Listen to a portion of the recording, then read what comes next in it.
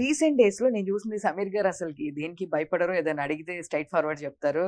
Last elections అప్పుడు చాలా వాడి వేడి అనుకున్నా మీరు ఏం తీసుకురాలేదు కాంట్రోవర్సీ ఎక్కడో అనుకున్నా. దగ్గర మేక్ కొడతారని అర్థం. సో, మీరు అడిగిన వాళ్ళందరికీ గుణపాఠం అనేది ఒక హిస్టరీ అయితే క్రియేట్ అయిద్దని చెప్పేసి ఫస్ట్ నుంచి ఒక స్టాండ్ తీసుకున్నారు మీరు. అప్పట్లో చాలామంది అడిగినప్పుడు కూడా మీరు దీని గురించి. సో, స్టార్టింగ్ డేస్ నుంచి మీరు అనుకున్నారా ఇట్లా అయిద్దనుకున్నారా? అంటే ఎవరికీ నమ్మకం లేదు. ఎందుకంటే అవును. ఒకటే మాట చెప్పారు. పవన్ కళ్యాణ్ ఒక సీటే గెలవలేకపోయాడు. హ్మ్. ఏం చేస్తాడు? ఏం చేయలేడు. అది ఇది అని చెప్పేసి చాలామంది ఇండస్ట్రీ నుంచి ఎళ్ళినోళ్ళు కూడా పెద్ద పెద్ద హీరోయిన్స్ కూడా నుంచి ఇట్లా మాట్లాడారు. అలా కరెక్ట్ కాదు అవును. ఇట్లా ఇట్లా అని చెప్పి. హ్మ్. సో, మీరు ఫస్ట్ నుంచి స్టాండ్ తీసుకున్నారు. మీరు అవును. ఏం చూసి నమ్మారు అసలకి? ఏం చూసి అని కాదు. అంటే ఇప్పుడు జనాలు ఎలా ఉంటారంటే మైండ్ సెట్ ఎలా ఉంటుందంటే, ఎవరైనా వస్తే వాళ్ళకి ఛాన్స్ ఇస్తారు. వాళ్ళు డెఫినిట్‌గా ఛాన్స్ ఇస్తారు. జనాలు ఇప్పుడు కూడా.